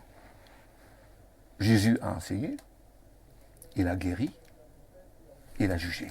Dans un pays, pour vous voir la santé de ce pays, regardez la justice, regardez la santé et regardez l'école. Si un de ces piliers-là ne marche pas, sachez que le pays n'a pas de chance. Et je cite toujours ce que disait le pape François, c'est ça? On juge un pays par la façon dont il traite les plus pauvres. Le jugement contre notre pays, c'est très sévère. Parce que ceux qui sont pauvres et sans pouvoir n'ont pas de droit au chapitre. On les écrase de lundi à lundi. Et ça, c'est triste. Si vous êtes Camerounais, si vous êtes homme politique, et ça ne vous aime pas, je ne sais pas ce que vous aimez voir. Alors, on va sortir de l'émission. Le programme, c'est quoi? Dès demain, Maître Akeremouna fait quoi dans le cadre de cette marche vers la présidence? Je pense que la première chose, c'est de mettre en place un système qui puisse associer tous les Camerounais à faire de revoir leur pays. On a 60 ans d'un seul régime. Je ne sais pas ce qu'il y a comme dette, puisqu'on a un pays opaque. Je ne sais pas ce qu'on a volé. Je ne sais pas qui a quoi. Le péage, est-ce que vous savez combien ça donne par an? Je n'ai jamais entendu parler. À une période, il y avait un classement mensuel Ouais. des revenus des péages. Ouais. On savait que le péage des DA a donné tel nombre de millions, et puis quelques temps après, le classement a disparu. Oui, voilà. Donc, il y a de ce côté-là, l'état des lieux. Ça, c'est important, l'état des lieux. Il faut absolument réduire le nombre de ministres, ça, c'est classique. Et puis, très rapidement, essayer de régler les problèmes clés. Électricité, l'eau, les routes, l'avenir des jeunes, revoir notre système d'enseignement. Parce que ce qu'on a maintenant comme enseignement, je me rappelle, quand je faisais mes études, c'est quand le Cameroun devenait la réunification, dans le Cameroun occidental de l'époque, on faisait le DCA, une de ces matières qu'on faisait s'appelait Religious Knowledge. Tu vois, la religion. Oui. Et quand on comptait, quand on voulait évaluer, quand on venait à Yaoundé, on mettait à l'écart Religious Knowledge. Pourtant, c'était sur la moralité. J'ai dit, mais c'est pas vrai, mais les gens, ils font philosophie ici qu'on le fait de l'autre côté. Donc, l'enseignement doit être un enseignement qui est organisé pour que les gars puissent travailler. Est-ce qu'on peut avoir un système où on dit qu'un jeune qui a un projet, comme ci ou comme ça, l'État lui avance un certain montant. On a créé cette banque de petites et moyennes entreprises. Oui. Je vous invite d'aller regarder de la douase de ceux qui doivent l'argent. Toujours les mêmes. Ils étaient au Crédit Agricole, ils étaient au FOGAP. C'est mort. Toujours les mêmes personnes. Pourquoi? Parce que j'ai entendu Kobac sanctionner la personne qui était là. On a parlé de blanchiment d'argent, financement du terrorisme, et puis plus rien. Vous parlez un peu comme le feu cardinal Christian Toumi, le Cameroun est à refaire. Quand on vous écoute. Le Cameroun est à refaire, mais ça ne me fait pas peur, parce que nous avons des Camerounais capables. Dans l'administration, comme en dehors d'eux. Dans le diaspora, qu'on ne touche pas. Parce que cette histoire de double nationalité, c'est pas à qui ça. Ça nuit à qui? Quelle hypocrisie! Et en même temps, on voit des hauts fonctionnaires de ce pays s'aligner dans des ambassades pour aller voter. Et c'est le petit Camerounais qui va être recalé à l'aéroport parce qu'on dit qu'il a double nationalité. Ça embête qui? Il y a 5 millions de Camerounais à l'extérieur du pays. 5 millions. Vous savez ce que ça peut faire comme apport? Dans seulement le Tri-State Area de Washington, Virginia et Maryland, il y en a 150 000. Des médecins, des docteurs, des informaticiens. Vous savez ce que ça fait si à ces gens-là on dit écoutez, donnez chaque année 1 ou 2 ans, 1 ou 2 mois pour votre pays? Mais ils viendront. Ils iront à l'hôpital général, ils iront partout, ils vont aider les Camerounais. On ne va pas attendre les Mercy Chips, toujours des mendiants, parce qu'on est en Afrique. Mais on a la capacité, on a des Camerounais brillants. Est-ce qu'on en parle? Alors, pour être candidat à cette course au fauteuil présidentiel, et on sort par là, il faut beaucoup de moyens. Où est-ce que vous allez trouver de l'argent? Vous devez deviner, parce que je viens de vous donner des statistiques des Camerounais à l'étranger. Je vais leur parler. Ils vont vous accompagner. Je veux leur parler et je suis sûr que je vais les convaincre. Et des Camerounais à l'intérieur aussi. Moi, je me demandais comment j'ai fait en 2018. Même dans le cas des enquêtes pour Glencore, il y a des Camerounais ici et hors du pays qui m'appellent et disent je sais que dans Glencore, vous voyagez beaucoup. Vous partez où la prochaine fois? Je leur ai dit, ils m'envoient un billet d'avion. Donc là, c'est faire. Ils me réservent l'hôtel là où je vais. Donc, contrairement à ce que les gens pensent, il y a des Camerounais qui aiment ce pays et qui se sacrifient pour ce pays. Bien sûr, il y a d'autres qui aiment ce pays et ils sacrifient le pays. Hein? Ce partenariat, comme on dit souvent, entre le cheval et le cavalier, n'est-ce pas? Pour beaucoup de Camerounais aujourd'hui, nous sommes le cheval. Mais on va inverser les choses. C'est ce qu'on va retenir, Maître Kéré Mouna, candidat ou candidat à la candidature? Candidat à la candidature. Candidat à la prochaine élection présidentielle. Mais une fois qu'on aura la liste définitive des candidats, on espère vous recevoir ici. Là, on parlera directement et frontalement de vos propositions en tant que candidat à cette élection présidentielle-là. Mais on vous dit grandement merci d'avoir accepté notre invitation. C'est en tout cas à l'honneur de Info TV et de ses téléspectateurs. Ben écoute Jean-Jacques, c'était un plaisir de te retrouver. C'était un plaisir aussi de pouvoir échanger. J'ai mis la franchise avec laquelle votre collègue... Oui, Nadège qu'on a spécialement retenu. Oui, ça m'a fait plaisir qu'elle soit là en cas d'agression par vous-même. On est des gentlemen. Sincèrement, Jean-Jacques, c'était très très bien de te retrouver et d'être là. Et je dis aux Camerounais en sortant que nous aimons tous ce pays.